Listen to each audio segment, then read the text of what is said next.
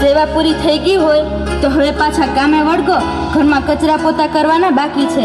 ભલે વહુ બેટા, હાલો શ્રદ્ધાની માં, કામે લાગી જઈએ. વહુ બેટા, એક કામ કરશો?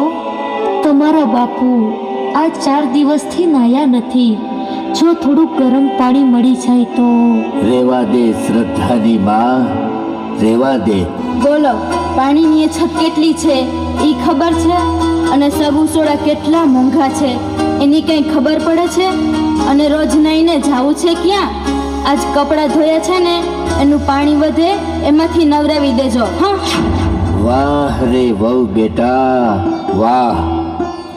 પુત્ર વધુ કોને કહેવાય એ ખબર છે?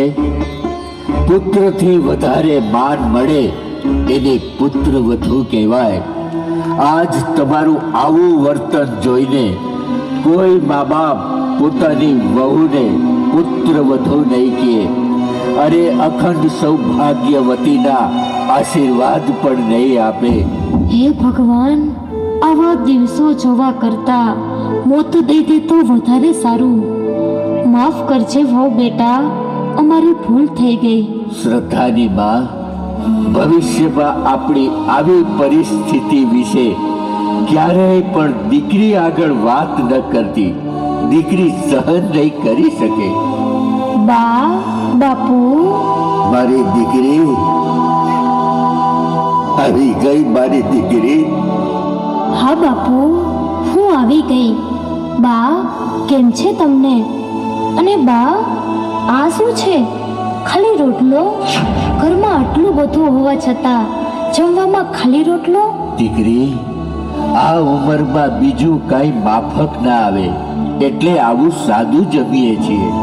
બાપુ, તમે આને સાદું ભોજન કહો છો? બાપુ, તમે ખોટું તો નથી બોલતા ને? ના દીકરી, વહુ બેટા અમને બહુ સારી રીતે જમાડે છે. દીકરી, ભણતર પૂરું કરીને જલ્દી આવી જા. તારા બાપુમાં હિંમત રહેશે બેટા. જાઓ બેટા, ખૂબ મન લગાવીને ભણજો અને મા બાપનું નામ રોશન કરજો. બાપુ, મહેનત મજૂરી કરીને પણ મા બાપ દીકરીઓને ભણાવી સાસરે મોકલે છે અને સાસરિયાવાળા નોકરી કરાવી આવક મેળવે છે, તો મા બાપને શું મળ્યું? આવું ભણતર શું કામનું બાપુ? બેટા, સાસરીએ કદાચ તકલીફ પડે ત્યારે દીકરીને કોઈની પાસે હાથ લાંબો ન કરવો પડે એટલા માટે દીકરીઓને ભણાવે છે. ભલે બાપુ, હું ખૂબ ભણીશ, તમારું અને આ દેશનું નામ રોશન કરીશ. પણ આજે એક પ્રતિજ્ઞા કરું છું કે લગ્ન પછી મારા સાસરિયાવાળા નોકરી કરાવશે તો મારી 5 વર્ષની આવક તમારા હાથમાં આપું ને તો શિક્ષણની સાચી કિંમત ગણાશે. શાબાશ મારી દીકરી. ભગવાન પાસે માગો ને તો પેલા ખોળે દીકરી માગજો. વાહ મારી દીકરી, વાહ. આજ મને ગર્વ થાય છે કે તારા જેવી દીકરીનો હું બાપ છું. જાઓ બેટા, ભગવાન તમને હંમેશા ખુશ રાખે અને ખૂબ મન લગાવીને ભણજે. ભલે બા, હું જાઉં છું બાપુ. જય શ્રી કૃષ્ણ. જય શ્રી કૃષ્ણ બા. આવજે બેટા. જય શ્રી કૃષ્ણ. સમયને જતા વાર લાગે છે. શ્રદ્ધાના બાપુ, હવે ભગવાનની દયાથી જો સારું ઠેકાણું મળી જાય તો દીકરીને વડાવી 4 ધામની જાત્રાએ નીકળી જાય, પછી ભલે ત્યાં દેહ છૂટી જાય. બા, બાપુ, જય શ્રી કૃષ્ણ. આપની સાથે એક વાત કરવા આવ્યા છીએ. એક મોટા બિઝનેસમેનના દીકરા સાથે બેનનું નક્કી કર્યું છે. પણ શું દીકરા?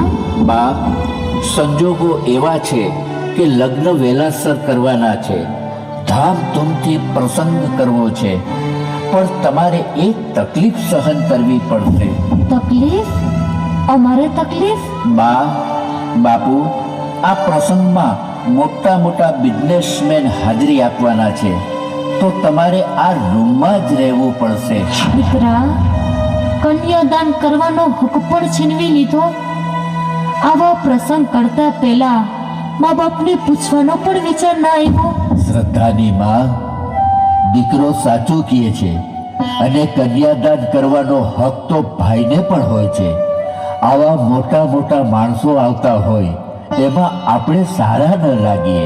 સારા ખરાબની વાત નથી, તમારા દીકરાની આબરૂ ન જાય એટલા માટે તમને સમજાવે છે. ભલે વહુ બેટા અને દીકરા, અમારું એક કામ કરજો, આ રૂમની બારી ખુલ્લી રાખવા દેજો, જેથી તમારી માં દીકરીના લગ્ન જોઈ શકે અને હું સાંભળી શકું. કેટલો હરખ હતો દીકરીને વડાવવાનો, અને આજે હરખ પણ ભાંગી નાખ્યો આપણા દીકરા વહુએ. શ્રદ્ધાની માં, દીકરાની ખુશીમાં જ આપણી ખુશી હોવી જોઈએ. અને સૌથી વધારે ખુશીની વાત તો એ છે કે આપણી દીકરી સુખી ઘરમાં જાય છે. ચાલો ભગવાનનો આભાર માનવા મંદિરે જઈ આવીએ. હા ચાલો, જેવી ભગવાનની મરજી.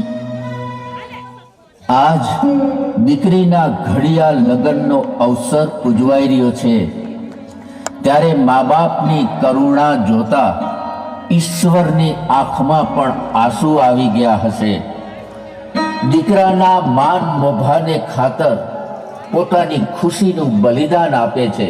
આજ લાચાર મા બાપ માત્ર પોતાના આંસુઓથી આશીર્વાદ આપવા સિવાય કંઈ કરી શકતા નથી.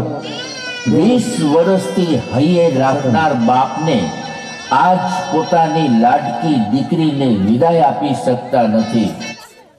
ગણોશથી ભુવા હતા પધારે છે, તો એમના સામ્યા માટે 2-3 દીકરીઓને રાખો પાટિયાથી. ટૂંક સમયમાં ગણોશથી પધારવાના છે, તો એનું બેટા, દીકરી, જે માએ 9 મહિના સુધી સંતાનોને પેટમાં રાખે, એ સંતાન 9 મિનિટમાં મા બાપને ઘરમાંથી કાઢે, એવા ઘરે જવા કરતા તો ભગવાન અહીંથી સીધા શમશાને લઈ જાય તો સારું. દીકરી, બેટા, અમે અહીં બહુ ખુશ છીએ. આજ તું અમને લેવા આવી, બહુ રાજી થયા. પણ દીકરાની ફરજ નથી મા બાપને લઈ જવાની? બાપુ, મા બાપ માટે દીકરાઓ જ મહત્વના હોય છે, દીકરીઓ નહીં. બેટા, દીકરા કરતા દીકરીનું મહત્વ એક બાપ જ સમજી શકે. જે મા બાપને સ્વર્ગ તરફ લઈ જાય એ દીકરા, અને સ્વર્ગને જે ઘરમાં લઈ આવે એનું નામ દીકરી. જાઓ બેટા, બધાય સુખેથી રહ્યો. અમારી અહીં કોઈ જાતની ચિંતા ન કરતા. ભલે બાપુ, હું જાઉં છું, પણ બાપુ, જ્યારે મારી વિદાય થશે ત્યારે પણ નહીં આવો? પછી એ વિદાય લગ્નની હોય કે પછી? ના દીકરી, ના, આવું ન બોલ. આ તારા બાપનું કાળજું ફાટી જશે બેટા. ના બાપુ, ના. બાપુ, મારે તો એટલું જ પૂછવું છે કે વિદાય વેળાએ દીકરી બાપને સૌથી છેલ્લે શું કામ મળે છે? દીકરી, બેટા, દીકરી જાણતી હોય છે કે પોતાનું કાળજું કાપીને બીજાના હાથમાં આપવું, આ કામ એક બાપ સિવાય બીજું કોઈ ન કરી શકે. છાને ખૂણે રડતા બાપના આંસુ લૂછવા સૌથી છેલ્લે બાપને મળે છે. તો બાપુ, મારા તો ભાગ્યમાં એ પણ નથી ને? ના દીકરી, ના, આવું ક્યારે થવા નહીં દઉં બેટા. તારા બાપની આંખ ગઈ છે, લાગણી નહીં. હાલ શ્રદ્ધાની બા, આજ દીકરીની આંખના આંસુ બાપના કાળજે કા લગાડે છે. હાલ દીકરી, અમે તારી સાથે આવીએ છીએ. આજ તારા કારણે એ ઘરમાં અમારા પગલા પડશે. હાલો. સંતાનથી સેવા ચાહો,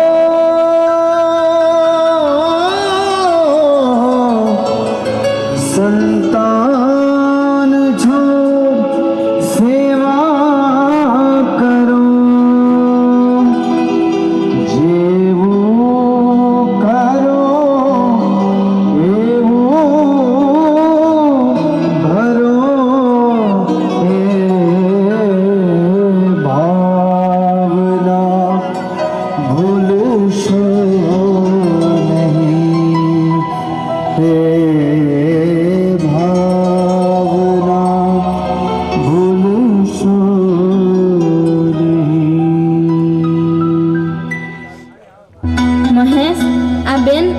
બધી પાછી ઘરે લઈ આવ્યા છે. હું હવે કાંઈ કરવાની નથી. ખર્ચા ને સેવાની વ્યવસ્થા કરી રાખજો. એમ તો બા બાપુ પાસે ખર્ચા પૂરતું તો હોય ને.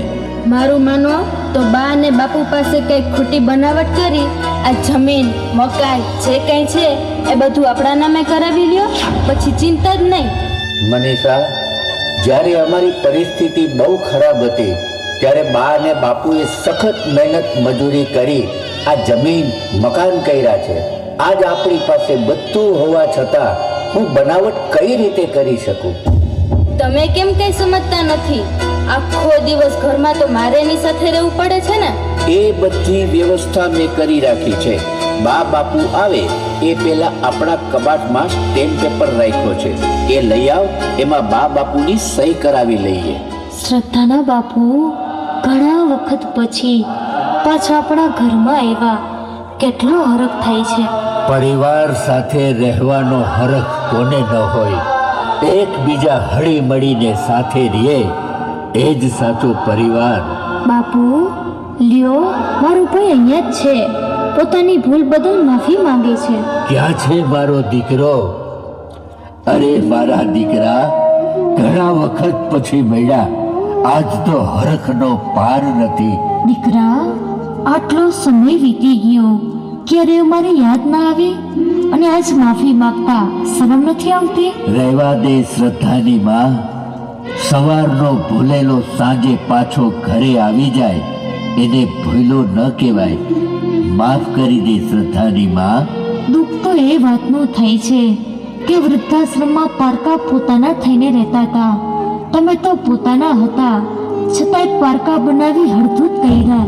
બા, ભૂલ થઈ ગઈ તી મારી. સંપત્તિના અહમમાં ભાન ભૂલી ગયો તો, મા બાપને ભૂલી ગયો તો. ભાઈ, મા બાપ હંમેશા સંતાનોના સુખ માટે ઠપકો આપતા હોય, એમાં દુઃખ ન લગાડાય. આજે આ સુખ સંપત્તિ છે ને એ પણ મા બાપના આશીર્વાદથી મળેલ છે. સુખ હોય કે દુઃખ, મા બાપના આશીર્વાદ તો હંમેશા સંતાનો ઉપર જ હોય છે.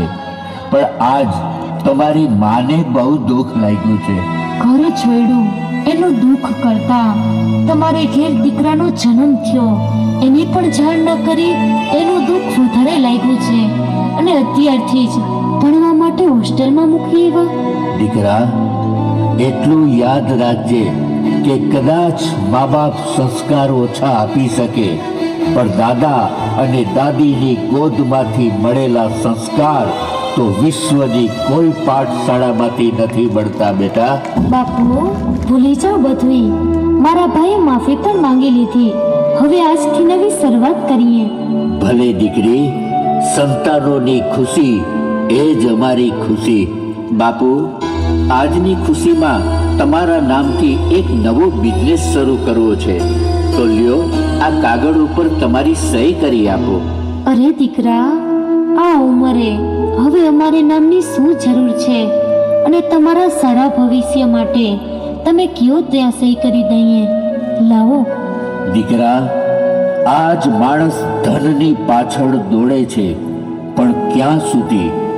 જ્યાં સુધી એનું નિધન નથી થતું તો પછી એ ધન શું કામનું? જાઓ દીકરા, કામ કરો તો પૂરી ઈમાનદારીથી કરજો. એની કમાણીનો રોટલો બહુ મીઠો લાગશે. જીવનમાં ખૂબ પ્રગતિ કરો. બા, બાપુ, મને આશીર્વાદ આપો અને હું તૈયારીઓ શરૂ કરું. જય શ્રી કૃષ્ણ. ચાલો બાપુ, હું પણ જવાની તૈયારી કરું. અભ્યાસ શરૂ થઈ ગયો છે અને કાંઈ પણ તકલીફ હોય તો તરત મને જાણ કરજો. આવજો બાપુ. જય શ્રી કૃષ્ણ. આવજો બા. મારી જરાય ચિંતા ના કરતા. જય શ્રી કૃષ્ણ. આવજે બેટા. જય શ્રી કૃષ્ણ. શ્રદ્ધાના બાપુ, કેમ તમારી આંખમાં આંસુ? જ્યારે હૈયું ભરાઈ જાય ને ત્યારે આંસુ આવી જાય છે. આજ દીકરી ભણવા વહી ગઈ અને દીકરો બનાવટ કરી ગયો. બનાવટ નહીં, પણ આજ પેટનો ઝીણો માને આંધળી બનાવી ગયો. આજ એટલી ખબર પડી કે સંતાનોને એટલા લાડ ન લડાવો કે મોટા થઈને મા બાપને લાત મારે. હશે જેવી ભગવાનની મરજી. આમ મા બાપ વેદનાઓ સહન કરીને પણ જીવન પસાર કરતા કરતા 5 વર્ષ વીતી જાય છે. શ્રદ્ધાના બાપુ, આજ 5 વર્ષ થઈ ગયા પણ ઘરમાં કાંઈ સુધારો ના આવ્યો. નથી વહુ ધ્યાન દેતી કે નથી દીકરો પૈસા આપતો. અહીંયા આપણને 2 ટાઈમ રોટલો તો આપે છે ને, પછી પૈસાને શું કરવા છે?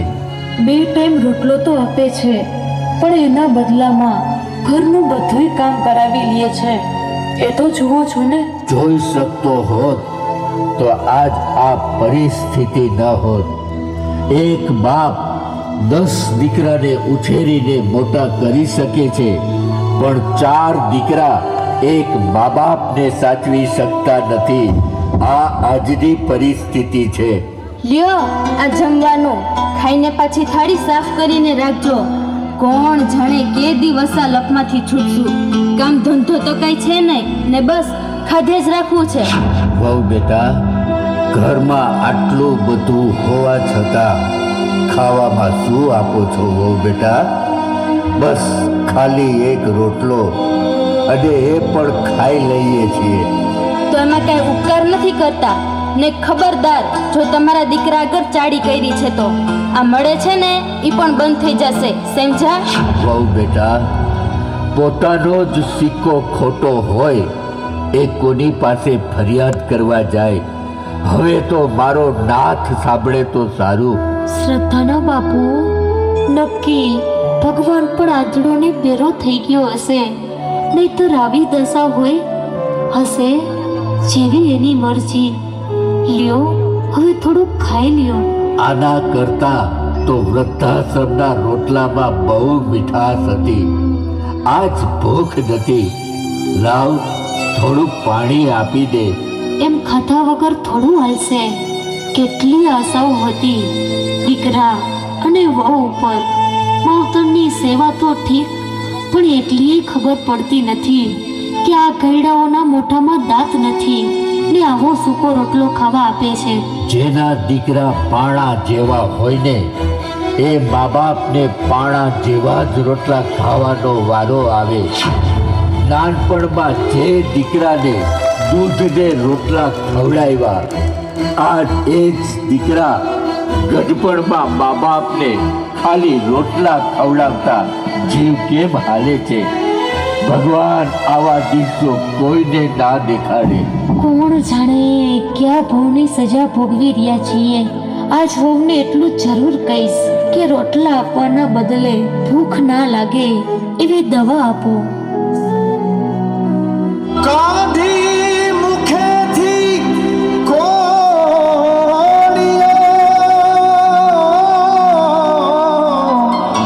મોંમાં દઈ મોટા કર્યા, અમૃત તણા દેનાર સામે ઝેર ઉગરશો નહીં. અમૃત તણા દેનાર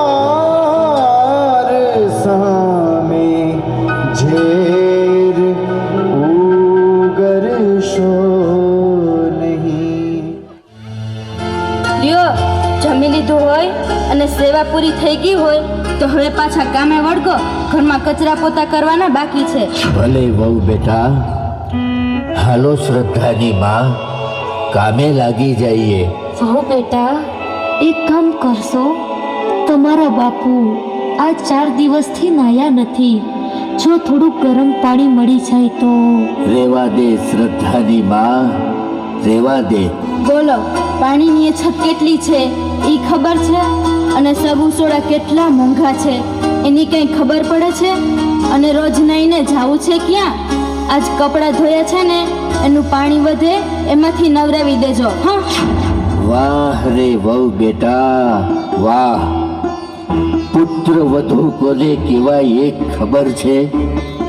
પુત્રથી વધારે માન મળે એને પુત્ર વધુ કહેવાય.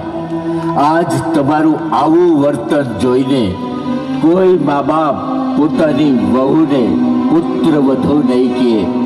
અરે અખંડ સૌભાગ્યવતીના આશીર્વાદ પણ નહીં આપે.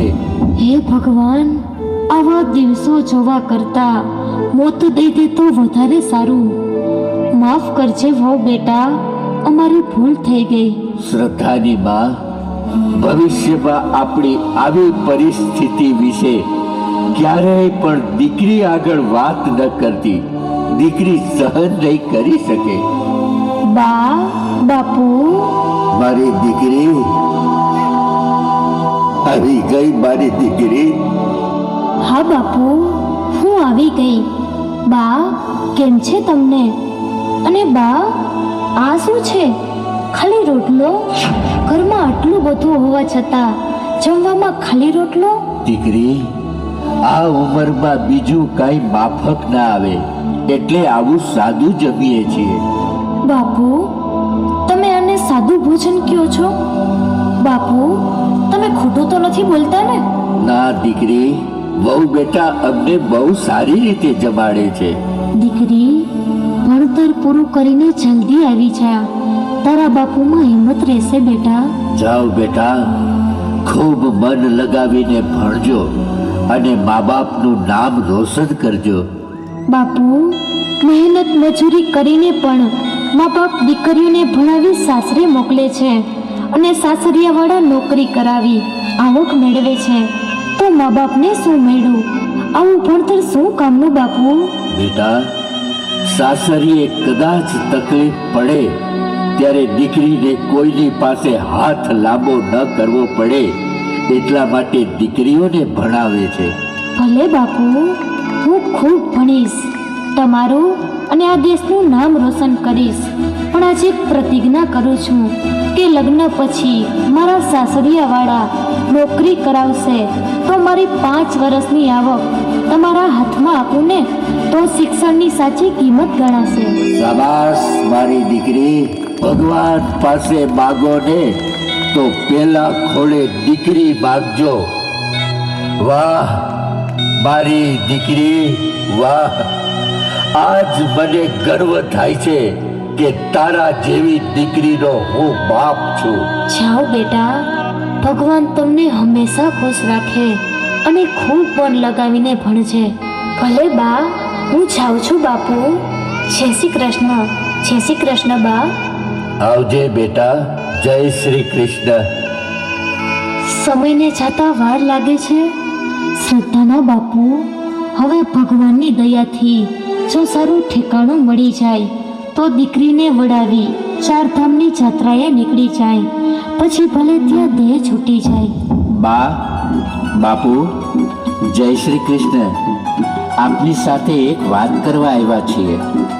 એક મોટા બિઝનેસમેનના દીકરા સાથે બેનનું નક્કી કર્યું છે. પણ શું દીકરા? બા, સંજોગો એવા છે કે લગ્ન વહેલાસર કરવાના છે, ધામધૂમથી પ્રસંગ કરવો છે, પણ તમારે એક તકલીફ સહન કરવી પડશે. તકલીફ? અમારે તકલીફ? બા, બાપુ, આ પ્રસંગમાં મોટા મોટા બિઝનેસમેન હાજરી આપવાના છે, તો તમારે આ રૂમમાં જ રહેવું પડશે. દીકરા, કન્યાદાન કરવાનો હક પણ છીનવી લીધો. આવા પ્રસંગ કરતા પહેલા મા બાપને પૂછવાનો પણ વિચાર ના આવ્યો. શ્રદ્ધાની માં, દીકરો સાચું કહે છે અને કન્યાદાન કરવાનો હક તો ભાઈને પણ હોય છે. આવા મોટા મોટા માણસો આવતા હોય એમાં આપણે સારા ન લાગીએ. સારા ખરાબની વાત નથી, તમારા દીકરાની આબરૂ ન જાય એટલા માટે તમને સમજાવે છે. ભલે વહુ બેટા અને દીકરા, અમારું એક કામ કરજો.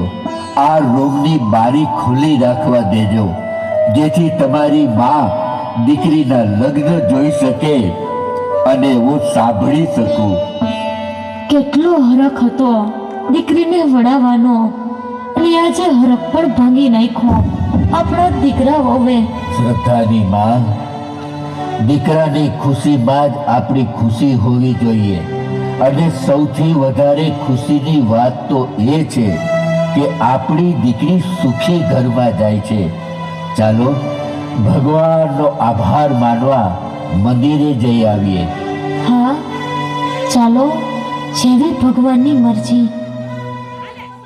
આજ દીકરીના ઘડિયાળ લગ્નનો અવસર ઉજવાઈ રહ્યો છે ત્યારે મા બાપની કરુણા જોતા ઈશ્વરની આંખમાં પણ આંસુ આવી ગયા હશે.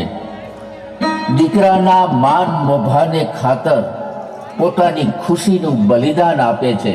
આજ લાચાર મા બાપ માત્ર પોતાના આંસુઓથી આશીર્વાદ આપવા સિવાય કંઈ કરી શકતા નથી. હાલો 20 વર્ષથી હૈયે રાખનાર બાપને આજ પોતાની લાડકી દીકરીને વિદાય આપી શકતા નથી.